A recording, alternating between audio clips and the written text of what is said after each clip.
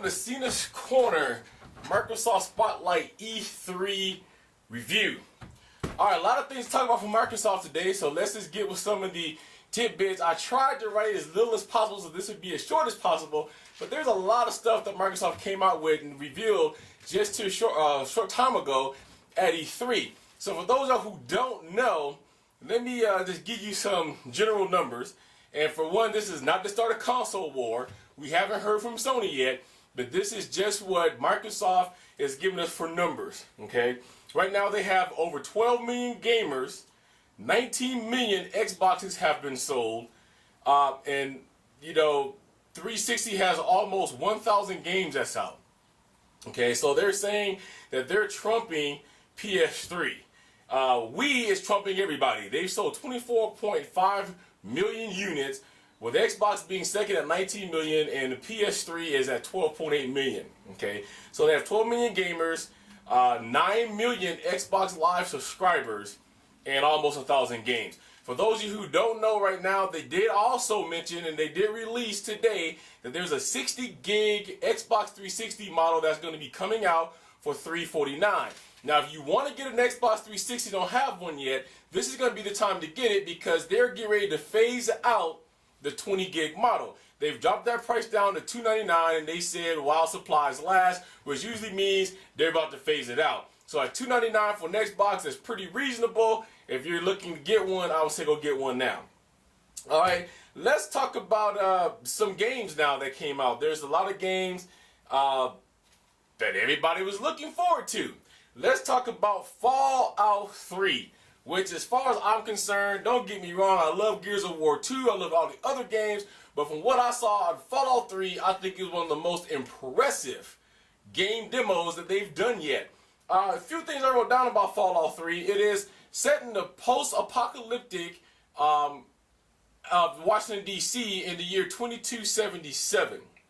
It can be played in the first or third person perspective, and they have a thing called the Pip-Boy 3000. Now what the Pip-Boy 3000 is, I think it's cool, is the thing that is worn on the wrist, but it has all the things there. So the things that you usually would have to hit the start button or the back button and it take you to a whole new screen like in regular RPG where you to go and select like different weapons and different clothes, the things you use. No more of that. You pull up this Pip-Boy 3000 and everything you need to do is right there on the wrist. So you don't have to go back to a screen anymore that's going to interrupt the gameplay. You just pull this Pip-Boy up and that's it. I thought that was really, really good.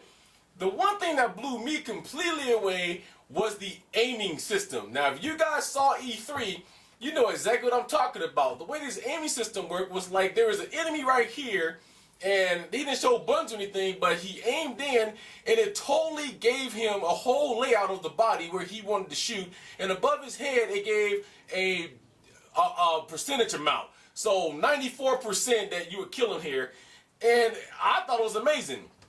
The first thing I thought about is, if this is going to be a feature that's going to be an online play, that is going to be crazy. Basically, you can't miss. The only thing that he did 2 or 3 times that he had to shoot with was things that would take that much power energy. Like he had this big turret, you know, that's made out of metal that he had to take out, and he shot it a couple times and finished blowing up with a bomb. That's going to be crazy. If Fallout 3 is online playable, which I didn't hear, but I'm sure it probably will be, that's going to be crazy. It's going to be a game where you're going to really have to take cover to stop from being hit. Alright?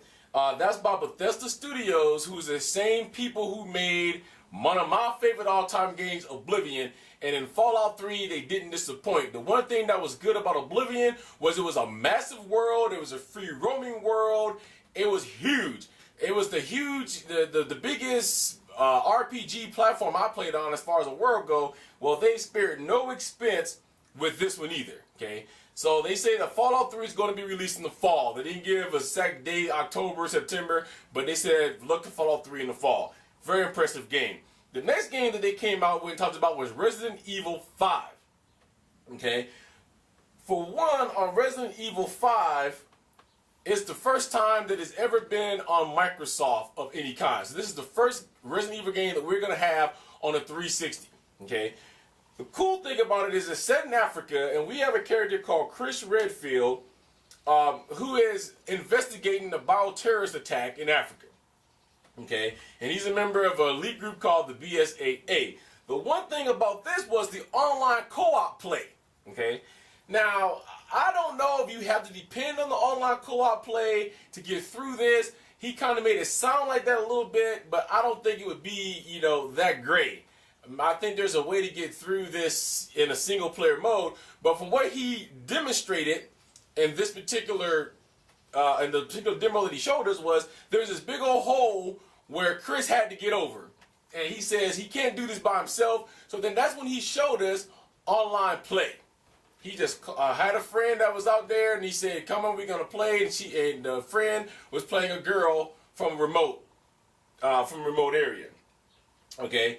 And basically to get over this large hole, it was like he had to put his hands down and she did a foothold, throw a foot in there, and then she flipped over. Okay. And so basically he said, the court mode is going to be great. You're going to need to rely on that to get through a lot of part of the game. The final part came down to an enemy where he had said that if you work together, they probably could take him down. But time ran out and we didn't get to see him take the enemy down. But Resident Evil looks fresh. It looks new. It looks like it's coming away from the way that Resident Evils 1 through 4 were created. Okay, so it's not a dark world or a dark room where you're walking through and just killing a bunch of zombies. This is like, to me, for all the Resident Evil games, that it's going to have the best storyline. So Resident Evil 5 is by Capcom, and it's not going to be released until March the 13th of 2009. So we still have some waiting for that. I kind of hope that gets pushed up and that we get it a little sooner than that. But March 13th, 2009 right now is the official release date. Okay, and that's going to be in the US and the UK and Japan and all that. It's going to come out for them all at one time. Okay.